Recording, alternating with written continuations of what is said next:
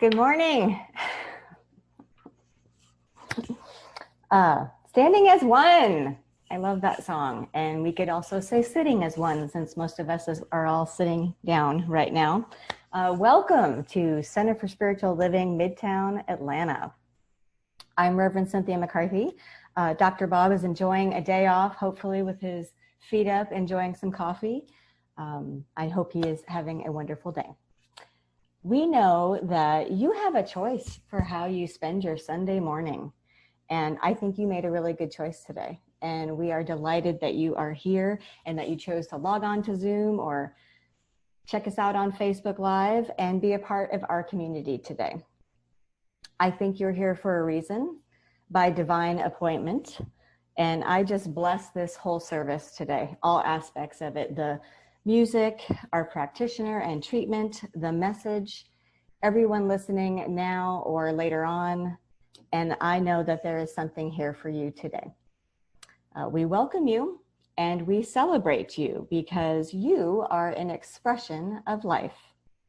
We're going to talk a lot about that today, such is the nature of life, that all it asks is the opportunity to show up. You are that opportunity, and so am I. And so it is. We like to start off by reading our Declaration of Principles.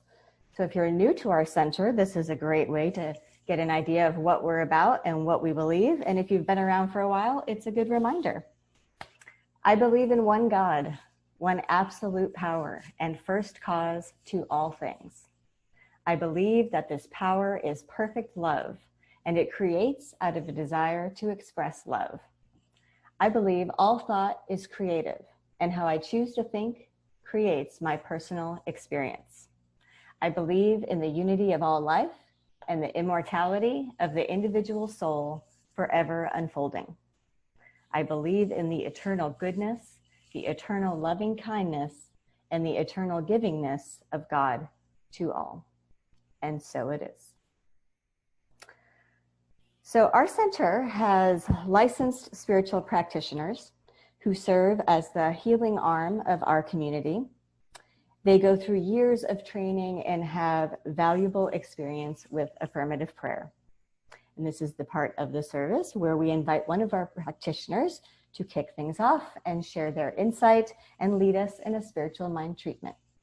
I'd like to introduce my friend, Judy Ailey. Right.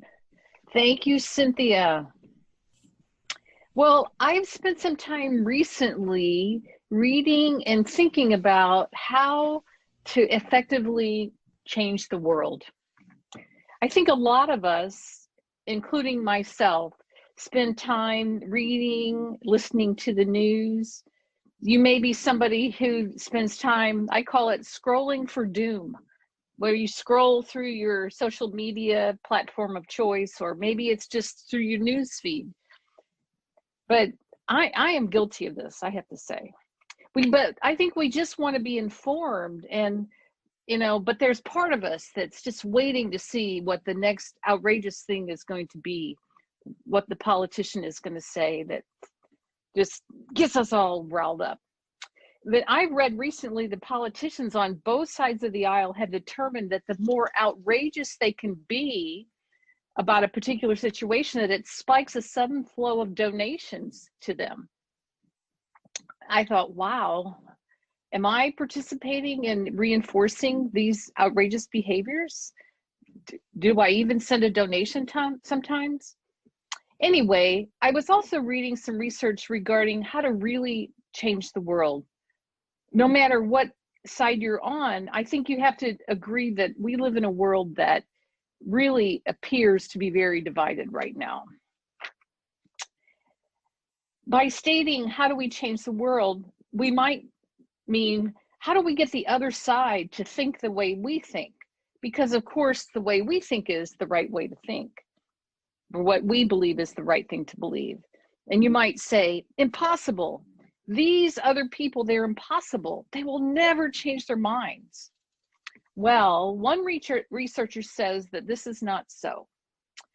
They did some research to observe people who were out canvassing door to door on how people responded to canvassing.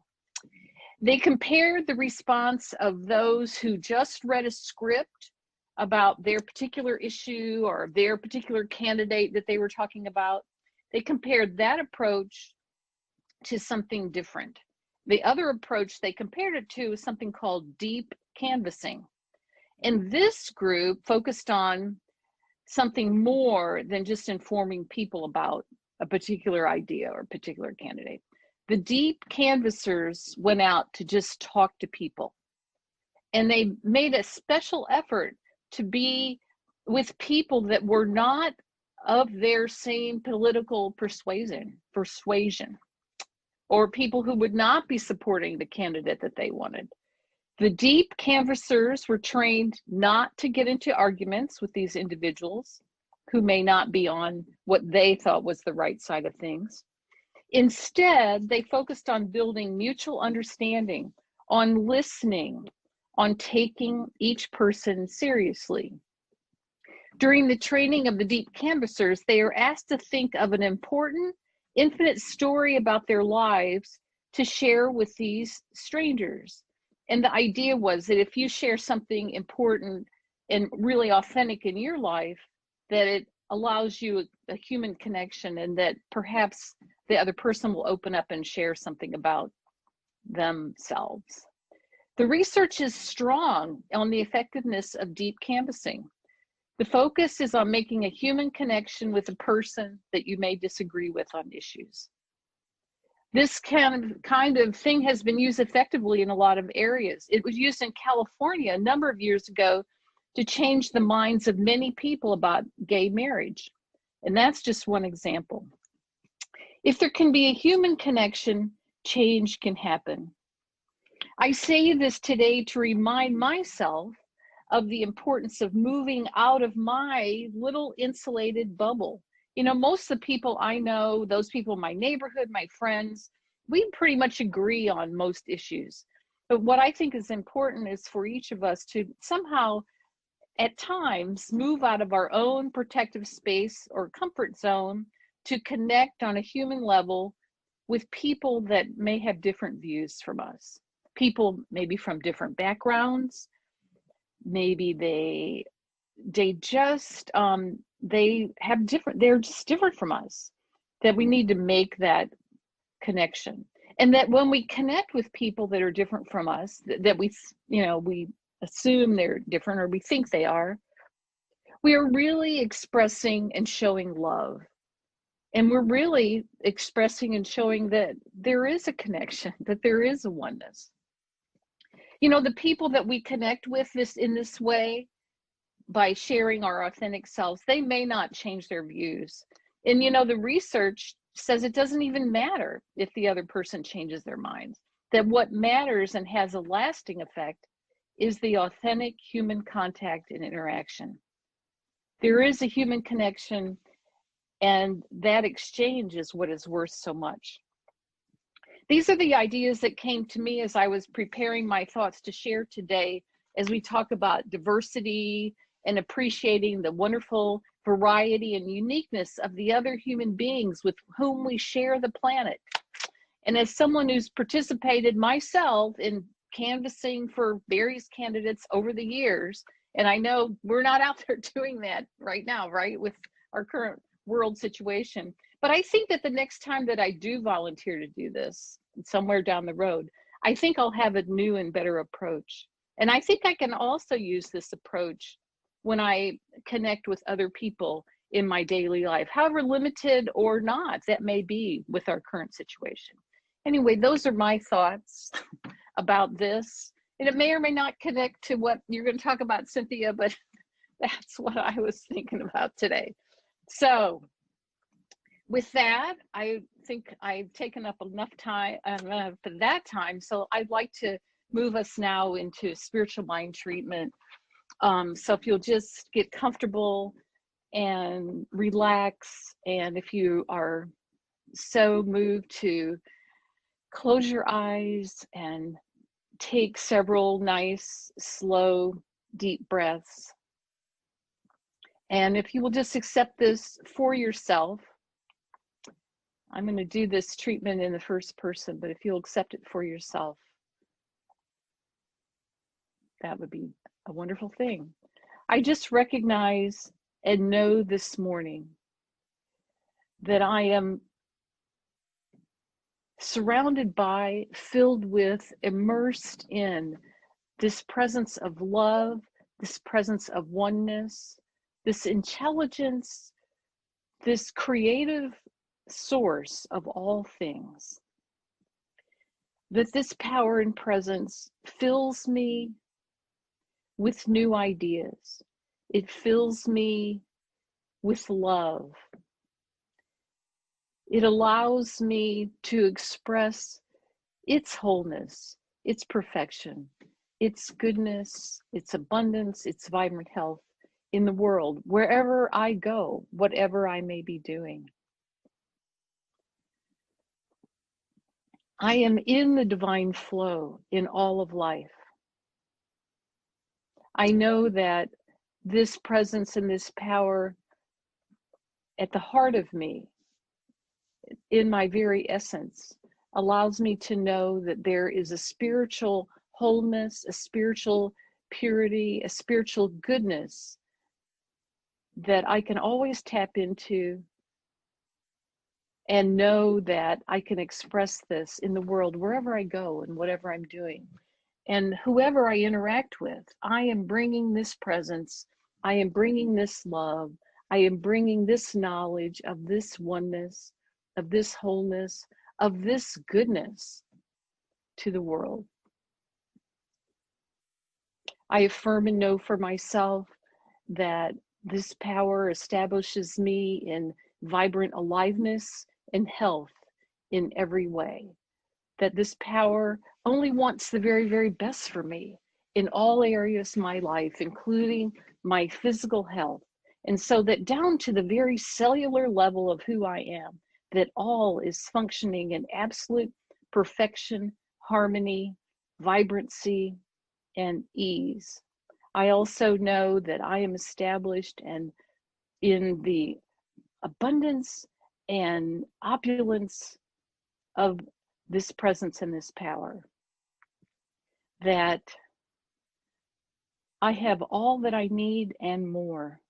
That I am always filled with ideas, and that I am divinely guided and directed in my life to a greater expression of abundance in every good thing, whether it be financial, whether it be starting new ventures, new businesses, attracting new clients, whatever it is, that I'm divinely guided and directed to take the right and perfect action to allow this abundant flow of goodness into my life.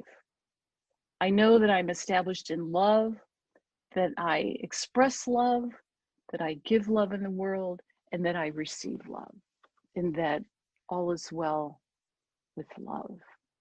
So I just turn away from any idea of worry, fear, anxiety, any idea of lack, limitation, frustration.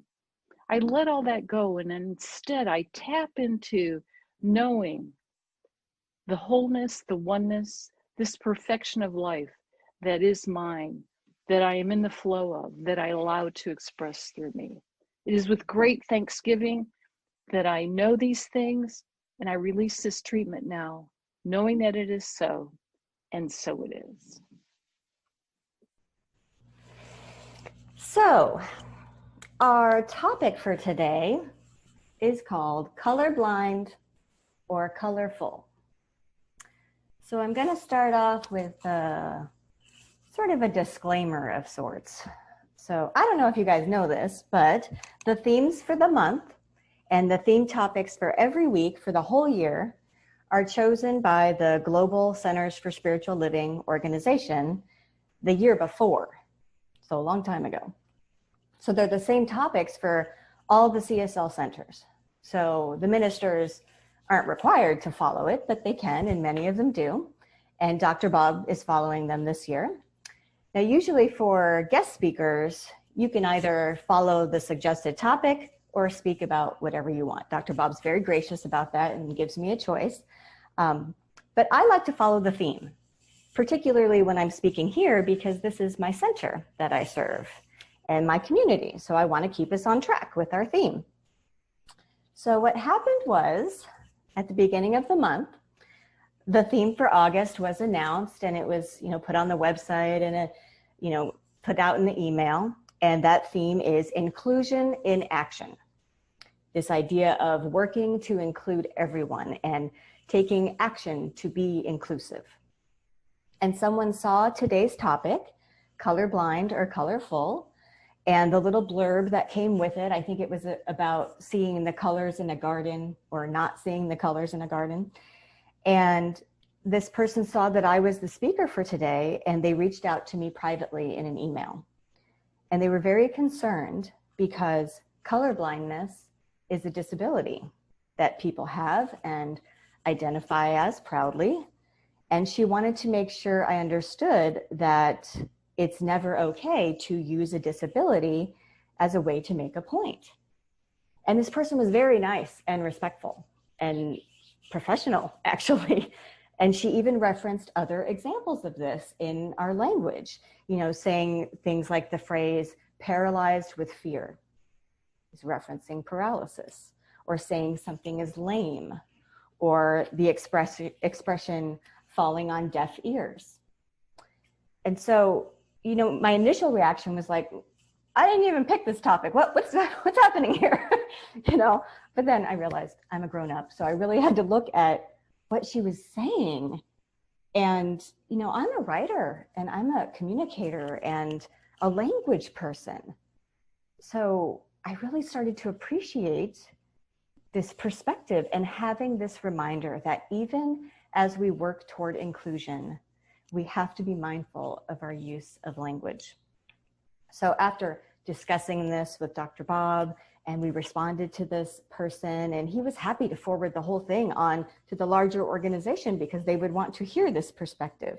After all of that, he said, well, do you want to go ahead and change the topic? And I didn't. And this is why. This is the important part I want you guys to know, that as an interfaith minister who has worked in many spiritual centers and places of worship and various religious organizations, I can say honestly that it's been my experience that Centers for Spiritual Living in particular strive the most to be inclusive of all people. And they do that by actively moving beyond tolerance, beyond acceptance, and diving deep into celebrating all people as individual expressions of the divine. So because I know that to be true, I'm going to proceed here today with today's topic. So these days, the term colorblind has become associated with a way to describe choosing not to see people's differences or the nuances that make them unique. And I've heard it a lot with regard to not wanting to be prejudiced, like when meeting people for the first time or during any sort of selection process. Like if I'm in a position where I'm hiring people and interviewing people, I might want to claim that I'm going to be colorblind and I'm only going to see the applicant's qualifications and experience, just the person, not the color or race, or not their gender, not their sexual orientation. All those are colors too, all those unique identifiers that people might have. I'm not going to be prejudiced. I'm going to be blind to all that. And that's kind of a nice idea. I would go so far as to say that it is an idea based on how we started out as children. I will never forget this story. When I was in high school, I had a sociology teacher. She told us a story about going shopping with her daughter. Her daughter was 4 years old at the time, and the little girl's best friend was having a birthday. So my teacher and her daughter were in Target shopping for a birthday present for her friend. Now, because it's relevant to the story, I have to say that my teacher was white, her daughter was white, and her daughter's best friend and family was white. So the daughter chooses a black Barbie doll as the gift she wants to give her friend for her birthday. And my teacher's, talking to the class and telling us the story, and she said, I didn't know what to do. I didn't know how the parents would react. This would have been the late 80s.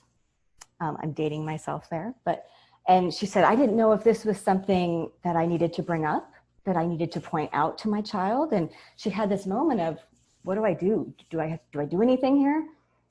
So she said to her daughter, that's a really good choice. This doll is black. Your friend is white. Do you want to get this one, or do you want to get one that looks more like her?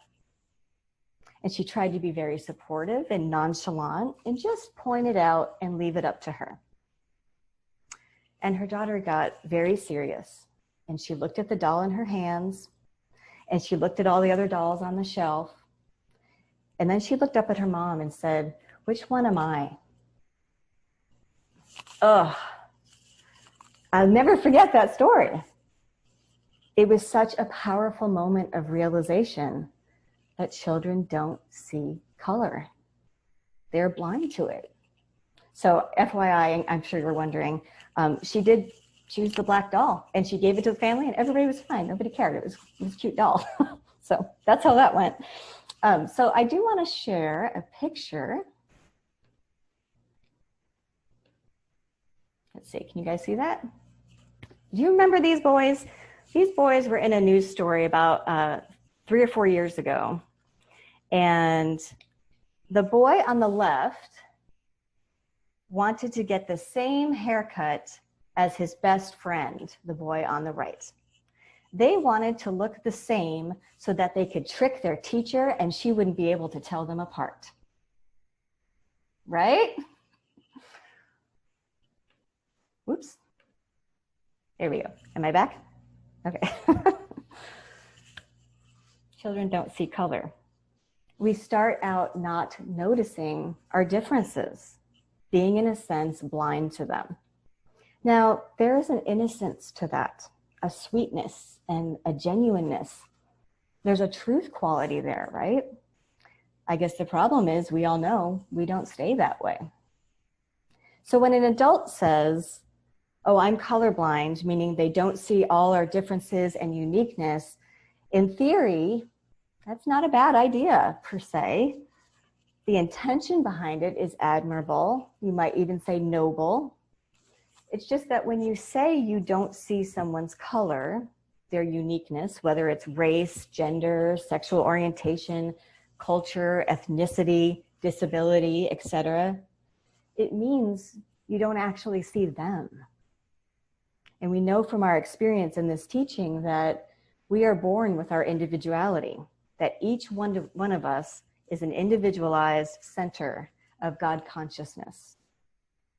Every week we read our Declaration of Principles, but it's actually just a condensed version of it. The full version of what we believe is available on our website, written by Ernest Holmes. And I want to point out one line to you, which is, it says, we believe in the individualization of the Spirit in us, and that all people are individualizations of the one Spirit. Now, that's my emphasis there. All people. Now, Ernest Holmes wrote in his book, Creative Ideas, about how necessary it is that we are individuals. He said, the divine spirit never made any two things alike. No two rose bushes, two snowflakes, two grains of sand, or two persons. We are all just a little unique, for each wears a different face, but behind each is the one presence, God. Unity does not mean uniformity. Unity means that everything draws its strength, its power, and its ability to live from one source. Now, just because we recognize this need to see our differences and celebrate each other as part of the one, as expressions of the divine, doesn't mean it's an easy thing to do, right? Hands up if you fail at this every day. Me too. It's almost like we have to back up now and then to see the bigger picture from time to time, to be able to see like God sees, right? So I have an illustration for this. About 12 years ago, in a past life, I worked as an elementary school teacher. And I did not last very long as a teacher because those people are superheroes, as far as I'm concerned. And I'm pretty amazing, but I am not superhero level. So I didn't last long, but my longest stint in teaching was in teaching second grade. And my favorite subject to teach in second grade was art. And that's because inevitably, if you have a kid who's struggling academically and maybe not excelling in math or reading or writing, art was often the opportunity for them to show their talent and realize their gifts and shine. So I always enjoyed art because of that. But what was cool was you teach whatever the art lesson is, and you give the kids the assignment, you know, the parameters of it. And you include whatever pieces are required for the project, whatever parts should be on everybody's art piece, and then you turn them loose to create, right? So the kids are zeroed in on their own work and their own project. But as the teacher, I can walk around and see all the different expressions coming to life, right? Even though the lesson is the same. And the best part is, after all the paint has dried or the glue has dried and everybody's finished, I get to collect them all and march them out into the hallway and display them for all the world to see. The kids would come in the next day and be blown away. Miss McCarthy, they all look so beautiful. Look at them all, because they're seeing the whole picture. I could rock a hallway display, I'll tell you that much right now. So they're seeing all of them together, and they could step back in the hall and see everyone else's amazing expressions of art right alongside their own. Some were alike, some were different, but when you looked at them together like that, they were beautiful. Now, there's always a kid who can't follow directions to save his life, right? I don't know if anybody's taught second grade, but God bless them. He used the wrong color.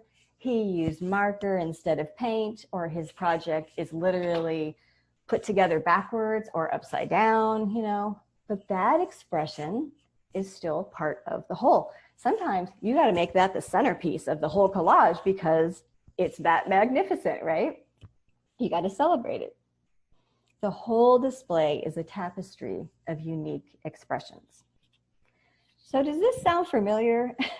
If this is a metaphor for all of the expressions of life that we see or don't see, or choose to see or choose not to see, they're all part of the whole. Even the ones we might not want to recognize because they're so different than we are. They might be a different color, or they might be made with parts that we don't recognize, or they might be put together backwards or seen that way. We know that when spirit creates, it creates out of itself. That's all it has to work with. So the whole universe, the stars, the planets, the earth, the trees and plants, you and me, all life is made out of the one spirit, no matter how it's being expressed. So what if, after knowing this and having this awareness, we still can't seem to see and celebrate the colorful, wonderful variances that are expressed as each of us? Well, I did some research. Because the disability of color blindness was brought to my attention, I couldn't leave well enough alone. And because I'm not colorblind. I, to my knowledge, don't know a single person who is colorblind. So I really needed to learn about this and to understand it. So in my research into this disability, I learned that, first of all, it is not even called that. It is not blindness. It is called color vision deficiency. It is not one condition. It is a range of conditions, from mild to severe. And it is a rare disability in that for many who have this, not for all, but for many, there is a way to temporarily fix it. There are specially tinted lenses that can help a person with color vision deficiency see colors more accurately. They're like magic glasses, right? Now, I've seen a lot of videos on this, on social media and YouTube. And yes, I know I spend too much time on social media. I know. So if you've never seen them, you got to Google them. Google colorblind glasses and a million videos pop up. So here's how it works. It is usually a grown man.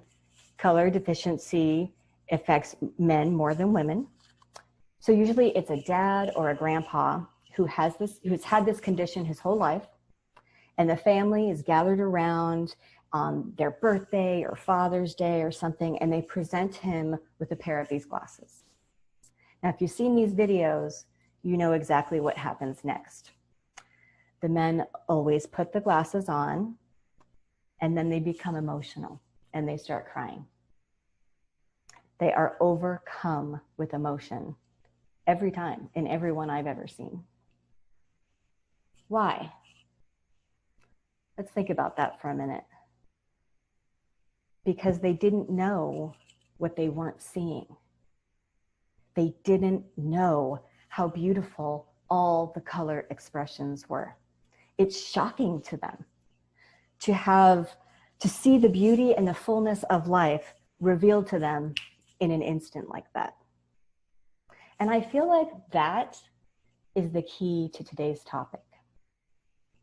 How do we see what we don't know we aren't seeing? I drove my family crazy with this all week long. We don't know what we don't know we don't know, right? How do we fix that? What are the magic spiritual glasses that we can put on to see the divine in everyone, to see everyone's talents and colorful, unique expressions, and to get to a place of celebrating them? Well, there aren't any magic spiritual glasses, but as Ernest Holmes used to say, our work begins and ends in our consciousness. So how do we see like God does? If we need to, we ask for help. And I think we forget that sometimes in this teaching. You know, we don't believe in duality and separation from the divine. We don't pray to a God in the sky in a beseeching way. But that doesn't mean we can't ask for help. We just maybe do it in a different way. Dr. Bob started off this month's theme by reminding us to begin by setting the intention for inclusion. And that is a beautiful way to start. He said to put the demand on the law to show you what you aren't seeing, what you need to see, which means taking this into our spiritual practice, our meditation, and our prayer. So let's take this into a little moment of quiet together. I hope you're already comfortable, but just take a moment to be conscious and just let the tension go in your body. Maybe take a nice deep breath. Just go to that place where we become aware of the one power, one infinite intelligence that simply is. Right now in this moment, I recognize this power as the goodness of spirit. This goodness of life is ever and always expressing in and through all creation. This includes me and my being and my life, and it includes all people, all beings, all life. The nature of God's creation is one of diversity. And as I look around, I begin to really notice that the colorful differences I see are all forms of source. There is always something and someone to recognize as the goodness of God. I look for these opportunities more and more, and I take every opportunity to see the harmony of God in and through all things, all people, no matter the expression. I claim this right here, right now, that this is what my eyes behold, the complete and perfect in all creation. There is nothing else to see. I know only harmony, unity, and oneness through all the possible individualizations. I'm so grateful for all the things I see and all the things I am yet to see, because I know the truth of their beautiful, colorful perfection. I accept this shift in consciousness, and it is with great joy that I release this into the law, knowing it is good and very good, and so it is.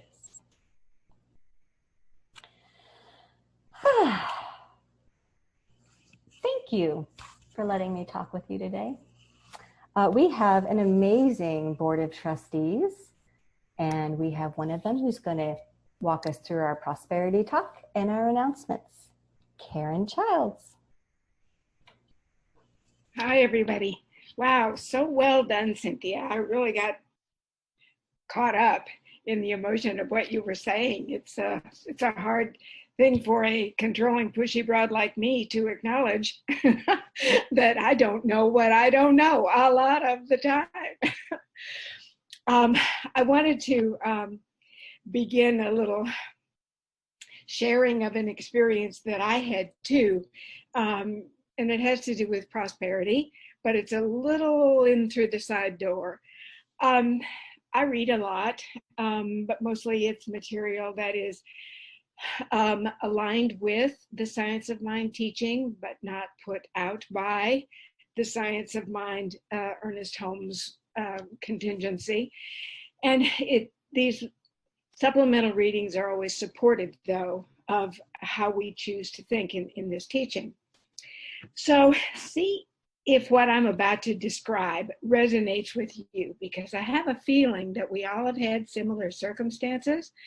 So as I'm reading along, I see two words that I rarely, if maybe never, have seen used together. Very common words. And I'm thinking, wow, that's powerful. And as I looked at those two words, it was as though the fonts got bigger. It seemed like the type was 1 inch tall, and the bold and the blackness of those two words leapt off the page.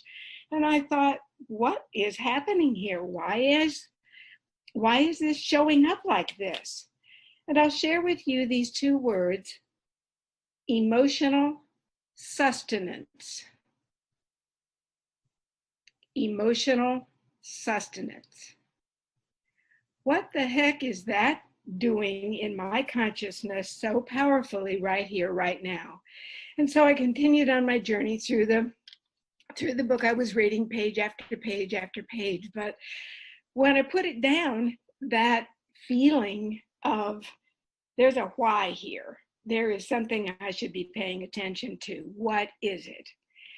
And I think right now, in this time of such imbalance, nothing is as it was in our habits and in our consciousness. And we are all feeling like, as I've said before, perspective is in short supply. But I also realize the power of emotions.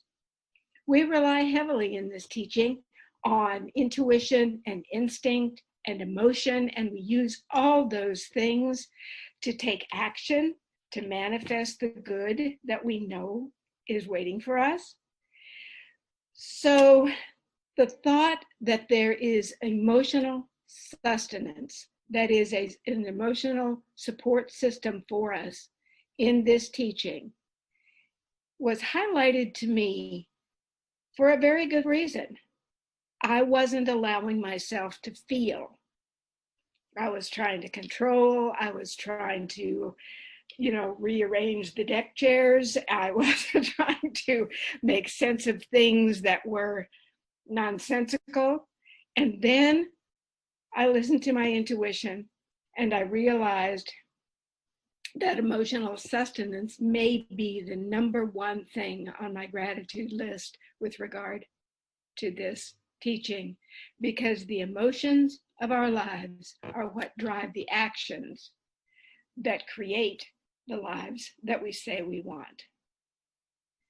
And so how the heck does this tie into prosperity? Well, actually, when I am tasked with the opportunity to show people a different way to look at contributions, I am always aware of the people who see that they are being asked to give away things, to take a part of themselves and donate it, and they will be less than for it.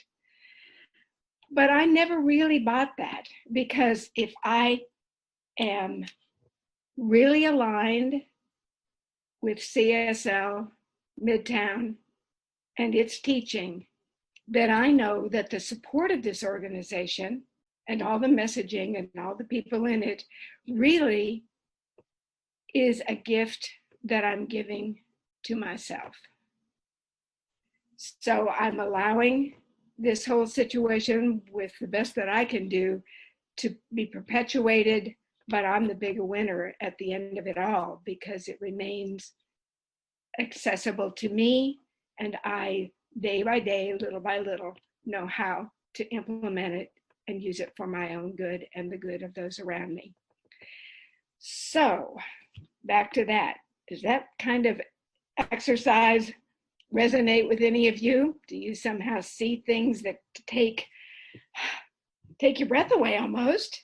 Why? And then you are able to make sense of it. So when you consider contributing to CSL Midtown, there's many, many opportunities to see how on our website, so cslmidtown.org. So go there and see what suits you. And as you contribute, smile, realize there's joy in giving, and know that this is coming back to you, multiplied over and over. So Vance, do we have our affirmation for prosperity? There it is. Okay.